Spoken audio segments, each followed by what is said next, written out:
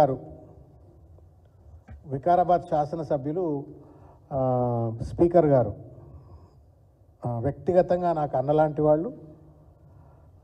BRS పార్టీలో ఉన్న చాలామంది కీలక నాయకులకు పెద్దలకు అందరికీ కూడా ఆయన అంటే చాలా ఆప్యాయత, ప్రేమ, గౌరవం. మనవాడు అన్న అందరివాడు మనవాడు అన్నటువంటి ఒక భావనే కాదు, నిజంగా కూడా స్పీకర్ అయిపోయి అందరివాడు అయిపోయాడు. Because if you become a speaker you are supposed to be constitutionally maintain the neutrality, non-partisan, రాజకీయాలకు అతీతంగా ఉండాలి. కాబట్టి అందరివాడు అనేది భావన కాదు, నిజము అన్నటువంటి ఒక రీతిలో ఆయన స్పీకర్ కుర్చీకి వెళ్ళిపోయినారు. దురదృష్టం ఏంటంటే సావాస దోషాలను ఉంటాయి. 6 నెలలు సావాసం చేస్తే వీళ్ళు అవుతారట, వీళ్ళు వాళ్ళు అవుతారట. మా ప్రసాద్ అన్న కూడా కొంత ఏదో భ్రాంతికి గురవుతున్నారా, లేకపోతే సావాస దోషాలు ఏమైనా వంట పట్టించుకుంటున్నారా తెలియదు.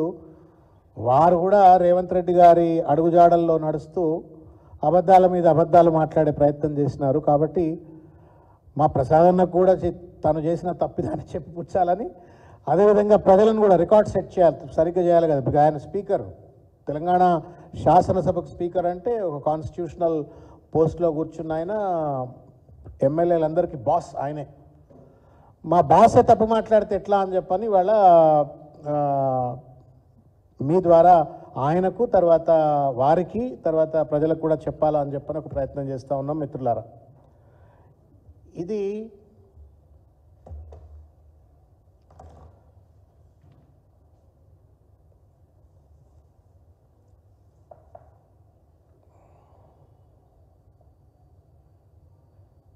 ఏదిరా సౌండ్, ఏది ఎక్కడ మ్యూట్ పెట్టినావు, ఏడ మ్యూట్ పెట్టినావు?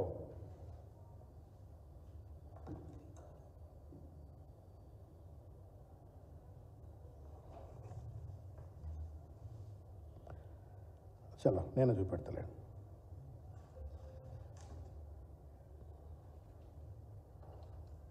తీసేయ్.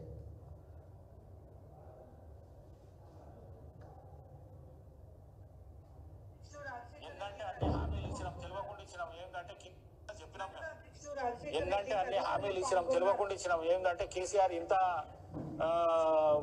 అప్పు చేస్తాడు, ఇంత రాష్ట్రాన్ని దోసుకొని తినడని మాకు తెలియదు. అప్పుడు ఎలక్షన్ తర్వాత ప్రభుత్వం ఏర్పడ్డాక తెలిసింది 6,00,000 కోట్ల రూపాయలు అప్పు చేసిండు. ఎంత? 6,00,000 కోట్ల రూపాయలు అప్పు చేసిండు. మెత్తికి నెలకు రేవంత్ రెడ్డి ఎంత కడుతున్నాడు అంటే 6,500 కోట్లు మిత్తి కడుతున్నాడు. ఎంత? 6,500 కోట్లు కడుతున్నాడు. మళ్ళీ ఎందుకు తీసుకున్నాడో అప్పు, మిత్తి మనం ఎందుకు కడుతున్నామో మనకు అర్థం కాని పరిస్థితి ఉన్నది. ఎలక్షన్ లో చెప్పినాం మేము. ఏంటంటే అన్ని హామీలు ఇచ్చినాం, తెలియకుండా ఇచ్చినాం. ఏంటంటే కేసీఆర్ ఇంత అప్పు చేస్తాడు, ఇంత రాష్ట్రాన్ని దోసుకొని తినడని మాకు తెలియదు. అప్పుడు ఎలక్షన్ తర్వాత ప్రభుత్వం ఏర్పడ్డాక తెలిసింది 6,00,000 కోట్ల రూపాయలు అప్పు చేసిండు. ఎంత? 6,00,000 కోట్ల రూపాయలు అప్పు చేసిండు. మిత్తికి నెలకు రేవంత్ రెడ్డి ఎంత కడుతున్నాడు అంటే 6,500 కోట్లు మిత్తి కడుతున్నాడు. ఎంత? 6,500 కోట్లు కడుతున్నాడు. మీకు నవ్వొస్తుందో లేదో, నాకైతే నవ్వొచ్చింది. మా ప్రసాద్ అన్నకి ఇంత ధర్మాత్ముడు, ఇంత మంచోడని తెలియదు. అంటే రేవంత్ రెడ్డి అడుగుజాడల్లో నడుస్తూ గింత పప్పుల కాలేస్తాడు అనేటువంటి ఒక విషయాన్ని నాకు తెలియదు. ఎంత? 6,00,000 కోట్లు. ఎంత కడుతున్నాడు నెలకు మిత్తి? 6,500 కోట్ల రూపాయలు కడుతున్నాడని. మేము మిత్తి ఎంత కడుతున్నామని చెప్పని అసెంబ్లీ సాక్షిగా లెక్కలు చెప్పినారు, 2,000 కోట్ల పైచిలుకు ప్రతి నెల అని చెప్పని. మా స్పీకర్ అన్న ఏం చెప్తా ఉన్నాడు, మా ప్రసాద్ అన్న 6,500 కోట్లు కడుతున్నామని చెప్పని. ఇకపోతే నేను కొన్ని ముఖ్యమైనటువంటి ఒక డేటా మీ ముందుకు తీసుకురావాలని చెప్పి ఒక ప్రయత్నం చేస్తూ ఉన్నాను. మీకు కూడా తెలుసు, ఇది మీడియాలో ఉంది. బట్ అయినప్పటికీ కూడా పెద్దలు స్పీకర్ గారు మాట్లాడినారు కాబట్టి we have to reiterate what is the truth. మొత్తం మీద పార్లమెంట్లో 3,50,520 కోట్ల రూపాయలు మాత్రమే 2014 నుండి మొదలుకుంటే 2023-24 వరకు బీఆర్ఎస్ ప్రభుత్వం చేసిన అప్పు అని చెప్పని 10 సంవత్సరాల కాలంలో బీఆర్ఎస్ పార్టీ చేసినటువంటి ఒక మొత్తం అప్పు 3,50,000 కోట్ల 50,520 కోట్ల రూపాయలు మాత్రమే అని చెప్పని దాసోజు శ్రవణ్ గారు చెప్పలే, హరీష్ రావు గారు చెప్పలే, కేటీఆర్ గారు చెప్పలే, లేకపోతే ఇంకెవరు బీఆర్ఎస్ పార్టీకి చెందిన శాసన సభ్యులు చెప్పలే. సాక్షాత్తు పార్లమెంటులో కేంద్ర మంత్రి చెప్పినారు. ప్రసాద్ అన్న, రేవంత్ రెడ్డి ఏది పడితే అది మాట్లాడతాడు, పూటకో మాట మాట్లాడతాడు, పచ్చి అబద్ధాలు మాట్లాడతాడు, పొంతన లేని ముచ్చట్లు చెప్తాడు, సొల్లు పురాణాలు ఏమైనా చేస్తాడు. మీరు మా స్పీకరానా? మీరంటే బాగా గౌరవం, మాకు ప్రేమ, అభిమానం. మీరు ఇంకా పెద్ద పెద్ద పదవిలో పోవాలా, అవసరమైతే రేవంత్ రెడ్డి గారిని కిందికి దింపి ముఖ్యమంత్రి కావాలని చెప్పని కోరుకుంటూ వాళ్ళం మేము. మీరు ధర్మబద్ధంగా ఉండాలా, న్యాయబద్ధంగా ఉండాలా, రాజ్యాంగబద్ధంగా ఉండాలా. You are expected to maintain the constitutional neutrality. అన్ని రాజకీయ పార్టీలను సమానంగా చూసేటువంటి ఒక సమధర్మాన్ని పాటించవలసినటువంటి ఒక గొప్ప కుర్చీలో ఉన్నారే మీరు మా అన్న. మీరు ఇంత పెద్ద ఎత్తున పార్లమెంట్లో రఘునందన్ రావు గారు అడిగినటువంటి ఒక ప్రశ్నకు సమాధానంగా, ఆ రఘునందన్ రావు ఎవరు? BJP MP. ఆయన ఏదో కొండందం ఏదో పడదామని చెప్పని ఆయన ప్రశ్న అడిగిండు. ప్రశ్న అడిగితే మూతోడు జవాబు లెక్క కేంద్ర మంత్రి చెప్పిండు 3.5 లక్షల కోట్లు అని చెప్పని. ఆయన మళ్ళీ మ్యూట్ అయిపోయాడు, ఆయన మాట్లాడతలేడు. మా ప్రసాద్ అన్న మాట్లాడిండు 6.5 లక్షల కోట్లని. ఇది తప్ప ప్రసాద్ అన్న మీరు మాట్లాడుతున్న 6,00,000 కోట్ల రూపాయలు కరెక్టా? ఒక్కసారి చెప్పండి దయచేసి. మీకు చేతులు ఎత్తి నమస్కారం చేసి విజ్ఞప్తి చేస్తున్నాం. మీరు రేవంత్ రెడ్డి గారు మూసల పడకండి. ఈ అబద్ధాల ఒరవడిలో బీఆర్ఎస్ పార్టీ పైన బట్టగాల్చి మీద వేసే చిల్లర రాజకీయాలకు మీరు భాగస్వాములు కాకండి. You have a reputation, great reputation. You have a great reputation. ఒక మంచివాడిగా, మానవత్వం ఉన్నవాడిగా, ధర్మం ఉన్నవాడిగా మీకు మంచి రెప్యుటేషన్ ఉందన్నా. మీరంటే ప్రేమిస్తాం, మేము కూడా ప్రేమిస్తాం. అన్నిటికంటే మంచి మీరు స్పీకర్ కుర్చీలో కూర్చున్నారు, పెద్ద కుర్చీలో కూర్చున్నారు. కాబట్టి you are expected to behave like a speaker, but not as a speaker of Revanth Reddy, speaker of the assembly.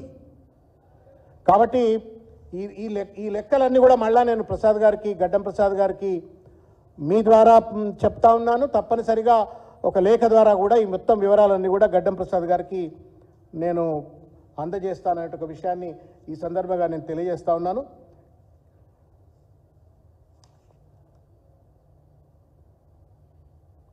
ఇకపోతే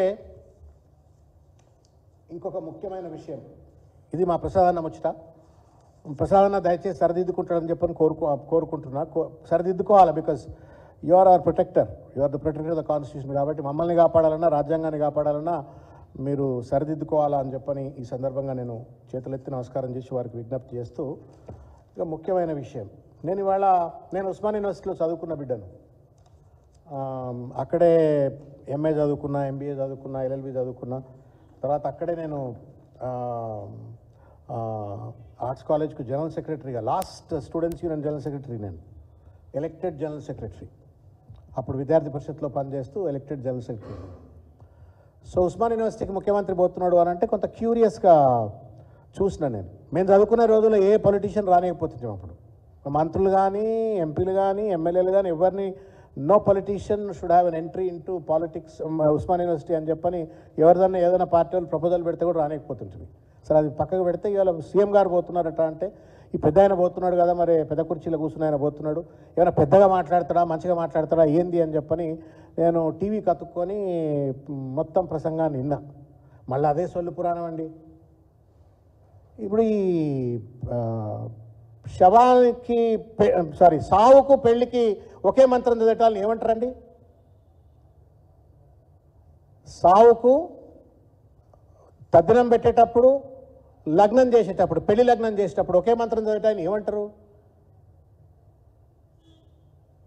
మూర్ఖుడు అంటారు. You have gone to university. చాలా ఏళ్ల తర్వాత ఒక ముఖ్యమంత్రి పోయిండు అని చెప్పని ఆయన కుమార్ గారు, వైస్ ఛాన్సలర్ గారు చెప్పిండ్రు. నువ్వు అక్కడికి పోయిన తర్వాత first time you are going to any university in the state of Telangana.